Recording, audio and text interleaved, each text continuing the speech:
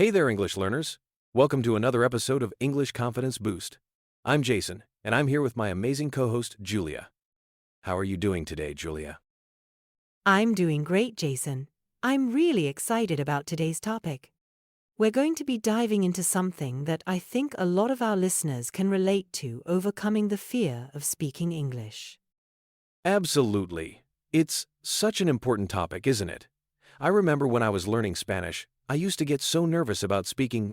My heart would race, and my mind would go blank. Oh, I can totally relate to that feeling. It's like stage fright, but for conversation. So, let's start by talking about why this fear is so common. What do you think, Jason?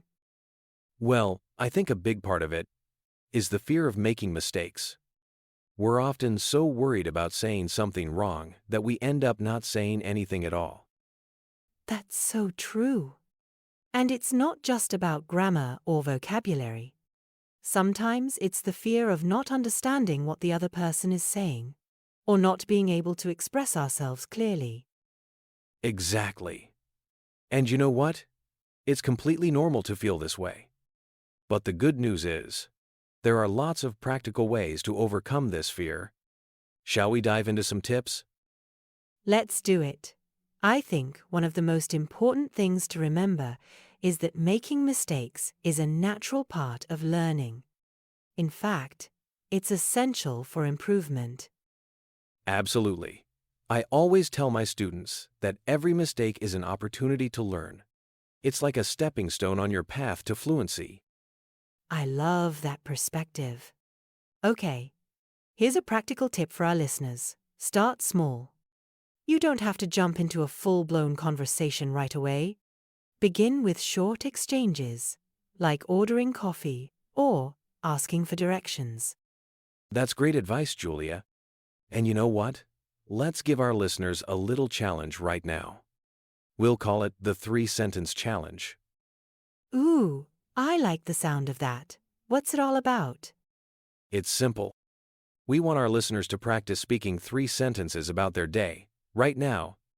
It could be what they had for breakfast, what they're planning to do later, or how they're feeling. The key is to just speak out loud, even if no one else is listening. That's brilliant. It's a great way to get comfortable with your own voice in English. Listeners, why don't you pause the podcast for a moment and give it a try? Remember, it doesn't have to be perfect. Just 3 sentences about your day. Great. While our listeners are doing that, let's talk about another important aspect of overcoming speaking fear's mindset shifts. What do you think is crucial here, Julia? I think one of the biggest mindset shifts is moving from perfectionism to progress. Instead of aiming for flawless English, focus on communicating effectively and making steady improvements. That's so important. I always tell my students to celebrate their progress, no matter how small. Did you use a new word today? Celebrate it. Did you have a short conversation with a stranger? That's a win. Exactly. It's all about building confidence step by step. Another mindset shift I find helpful is reframing nervousness as excitement. They're actually very similar physiological responses. Oh, that's interesting. Can you explain that a bit more? Sure, when you're nervous, your heart beats faster. You might feel butterflies in your stomach. But these are also signs of excitement. So instead of thinking, "I'm so nervous to speak English," try telling yourself, "I'm excited to practice my English skills." I love that. It's such a simple but powerful shift in perspective. Okay, let's get into some more practical exercises. One thing that really helped me was practicing with a language exchange partner. That's a great idea. Can you tell our listeners more about how that works? Of course, a language exchange is when you pair up with someone who's learning your native language and you help each other practice. You might spend half an hour speaking in English and then switch to their language for the next half hour. That sounds like a fantastic way to practice in a low-pressure environment. And there are lots of apps and websites that can help you find a language exchange partner, right? Absolutely. Apps like Tandem or HelloTalk are great for this. And if you prefer face-to-face interactions, many cities have language exchange meetups. That's really helpful, Jason. Now, I'd like to share another exercise that I find really useful: shadowing. Have you tried this technique? I've heard of it, but can you explain it for our listeners? Sure. Shadowing is when you listen to a native English speaker and repeat what they're saying, trying to match their pronunciation and intonation as closely as possible. It's a great way to improve your accent and speaking rhythm. That sounds like a fun exercise. Where would you recommend finding material for shadowing? Podcasts are actually perfect for this. You can choose a short segment from any English podcast you enjoy and practice shadowing it. Start with just a few sentences and gradually increase the length as you get more comfortable. Brilliant. And speaking of podcasts, why don't we give our listeners another challenge? This time, let's call it the 1-minute shadow. I'm intrigued. What does this challenge involve? We'll speak for 1 minute about a random topic, and we want our listeners to try shadowing us. They can record themselves if they want to hear how they sound. Ready to give it a go? Absolutely. Let's do it. We'll talk about ice cream. Start the timer, and here we go. Ice cream is one of my favorite desserts. There's just something magical about the creamy texture and the way it melts in your mouth. I love trying different flavors, from classic vanilla to more adventurous options like lavender honey or salted caramel. Oh, I couldn't agree more. And don't even get me started on toppings. Sprinkles, hot fudge, crushed nuts, they all add such delightful textures and flavors. What's your go-to ice cream order, Jason? I'm a sucker for a good mint chocolate chip in a waffle cone. There's something about that combination of fresh mint and rich chocolate that I just can't resist. How about you, Julia? Time's up. Great job, everyone. I hope you had fun trying to shadow us. Remember, it's not about being perfect. It's about getting comfortable with the rhythm and flow of English. Absolutely. And hey, if you're feeling brave, why not share your shadowing attempt on social media? Use the hashtag English Confidence Boost. We'd love to hear how you did. That's a fantastic idea, Jason. It's a great way to connect with other learners and celebrate your progress. Now, let's talk about another common fear: the fear of not understanding everything in a conversation. Oh, that's a big one. I think many learners feel like they need to understand every single word, or the conversation is a failure. But that's not true at all, is it? Not at all. Even native speakers don't catch every word in a conversation. The key is to focus on the overall meaning and context. It's okay to ask for clarification or to ask someone to repeat something. Absolutely. In fact, asking for clarification is a skill in itself. It shows that you're engaged in the conversation and trying to understand. Can we share some useful phrases for this? Great idea. Listeners, here are some phrases you can use when you need clarification. Could you repeat that, please? I'm not sure I understood. Did you mean? Could you explain that in a different way? Those are really helpful, Julia.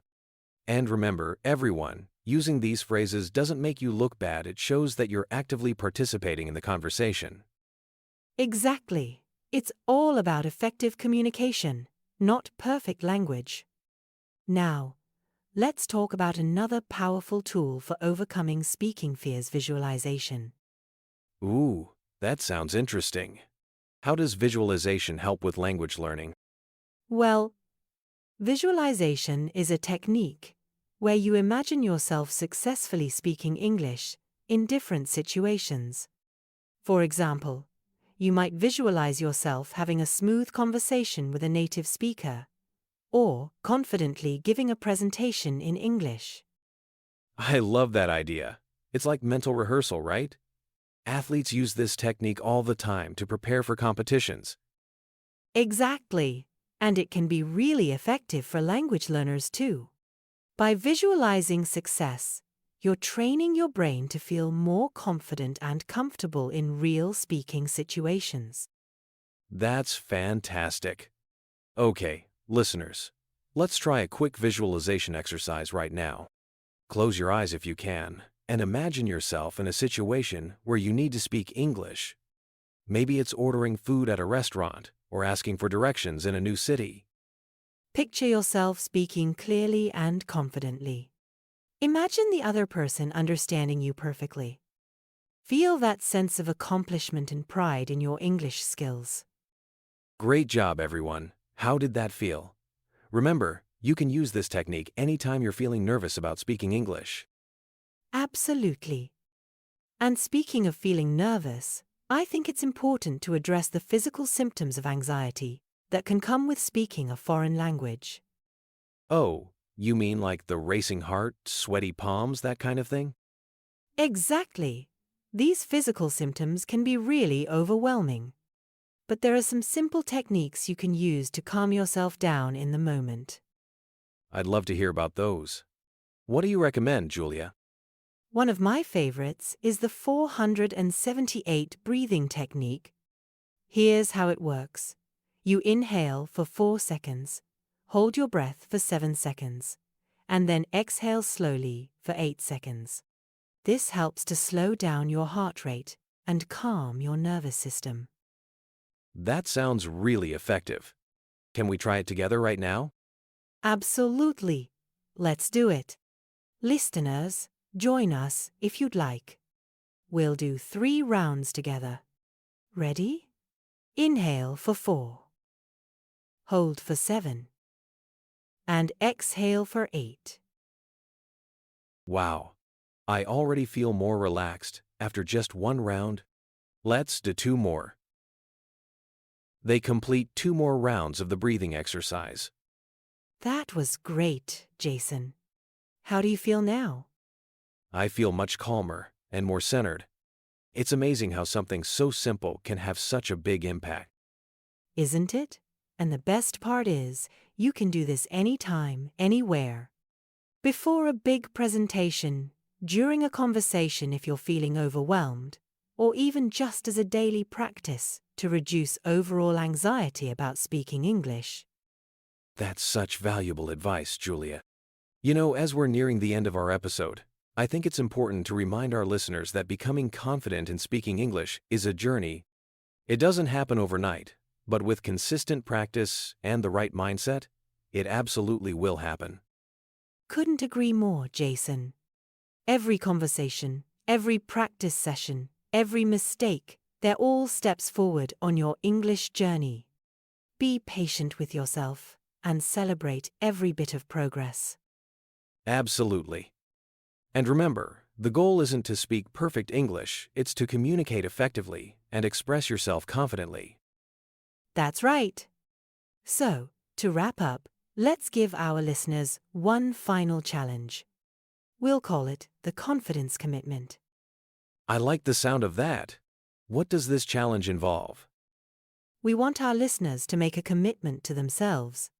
Choose one small action you'll take this week to boost your English speaking confidence. It could be striking up a conversation with a stranger, watching an English movie without subtitles, or trying out one of the exercises we discussed today. That's a great idea.